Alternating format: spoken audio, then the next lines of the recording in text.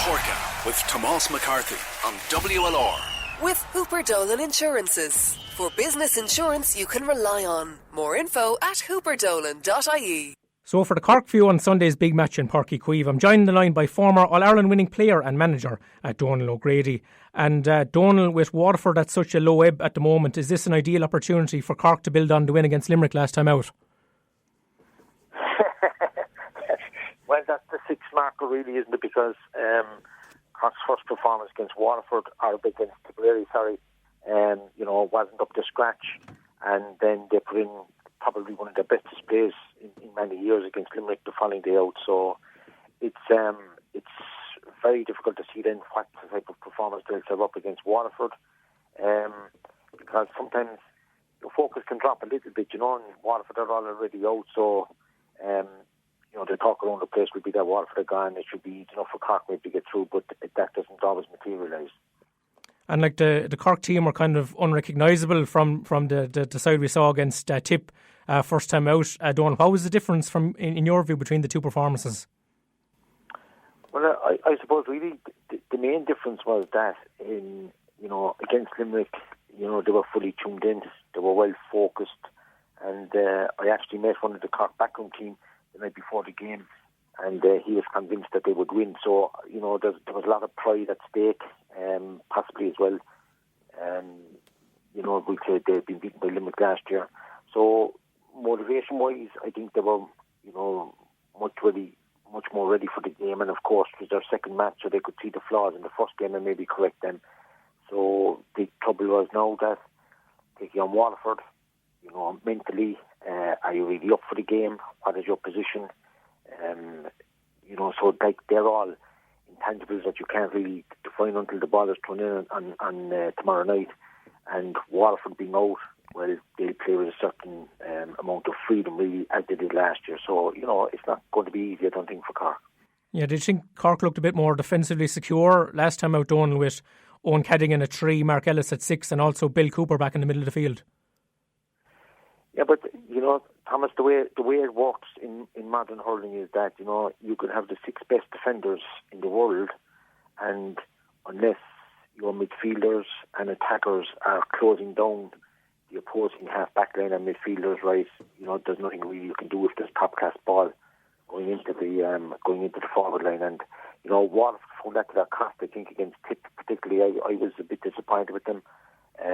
They failed to close down Donal O'Grady particularly, and Michael Breen in the middle of the field. And they were able to pick out, the likes of Bubbles the Wire, John McGrath, and, that day. And that's one area, no matter how good your defence is, if you don't have somebody closing down the midfield players and the people who are delivering the ball, then there's very little your defence can do. And the case in point, I think, was Conor Gleeson, who's an excellent man marker, and is regularly delegated to Mark Bailey, Conor Lehan or Cox Dangerman when Waterford meet Cork, but he was placed in the unenviable position really of trying to man mark Seamus Callan, Bubbles first, and then Seamus Callan when there was glorious quality ball coming into them. So in that situation, defenders really can't do much about the situation really. You need your outside players to be closing the opposing players down, and then at least you have a chance. Yeah, and did you see Cork doing more of that against Limerick, Donal?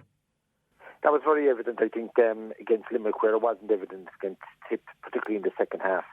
You had the likes of Pádraig Marr, Ronan Marr, Brendan Marr waltzing over the ball, and really they weren't put under any pressure, and they were able to pick out the tip forwards then. And tip forwards, right at the moment, the tip forward line that Sexton or even the 8 players that they have that they use, or the 9 players they use during the game, right, they're all top class. They have pace.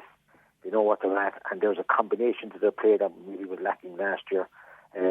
So you give players who are playing at the top level time and space in the ball, and a quality ball served into them. Well, they'll finish for you, and that's what Tip can do.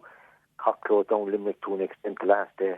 It'll be interesting to see what they do tomorrow night. Yeah, and looking at the strength and depth that Cork have now, Donal, John Moyler could call on Alan Cadogan, Stephen McDonnell, Christopher Joyce, Shane Kingston, Declan Dalton off the bench the last day. Is a lot stronger than it was in 2018. Well, that's an important point, all right, in that Cork, I suppose the glaring thing was like that last year against Limerick, that whereas Limerick had the troops to bring on with 10 minutes of normal time left, Cork didn't, and they had to bring back on Daniel Carney, who was suffering that day, maybe from cramp, and that the likes of Declan Dunn to come in on the last day and knocked over a couple of good points. His fitness seems to have improved a lot, and as you say, players who didn't make the first 15 were on the bench, and that was a big fillip to Cork. Cummins Spillane is injured at the moment still, but getting Alan Carrigan back into the fray, well, that was a major plus as well. And like this week, Donal, Patrick Horgan was named Player of the Month for May. Where does he rank in terms of the great Cork forwards you've seen over the years?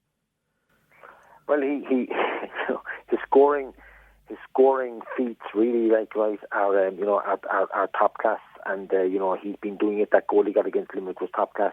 So he's been doing it now for a few years. I suppose the last 3 years really has come on it. He has really upped his game.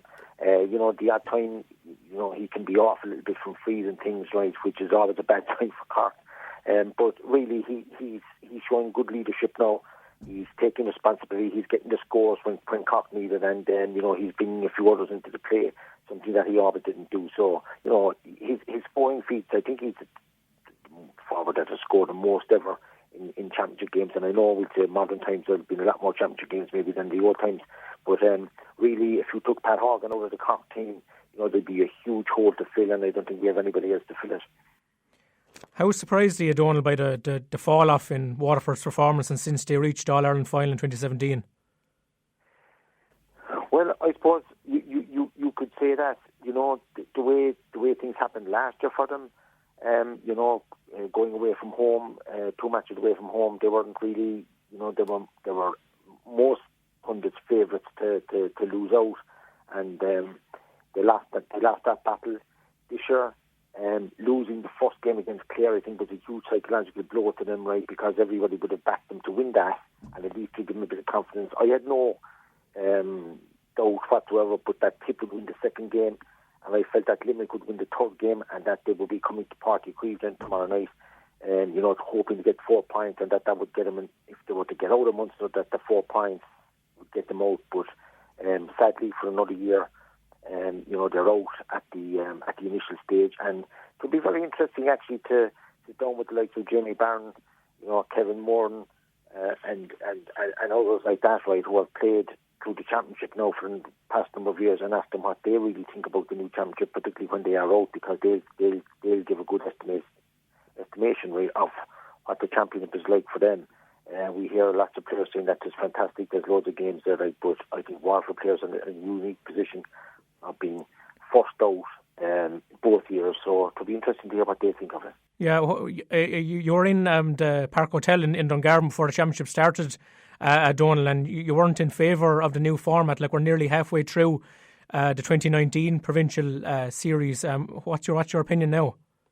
Well, if you look back, I mean, lots of people were going on about last year's championship. That was a fantastic championship, etc., etc. So, but my point is that the championship took off at the Munster finals, and this quarter-finals and semi-finals, some of them were very, very good. So now the Westwood Clare match was particularly poor.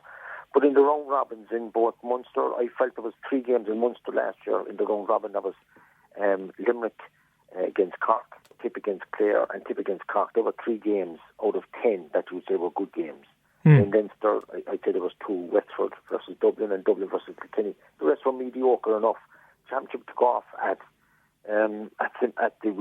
provincial final level. From then on, it became very, very interesting, and most of the games were good.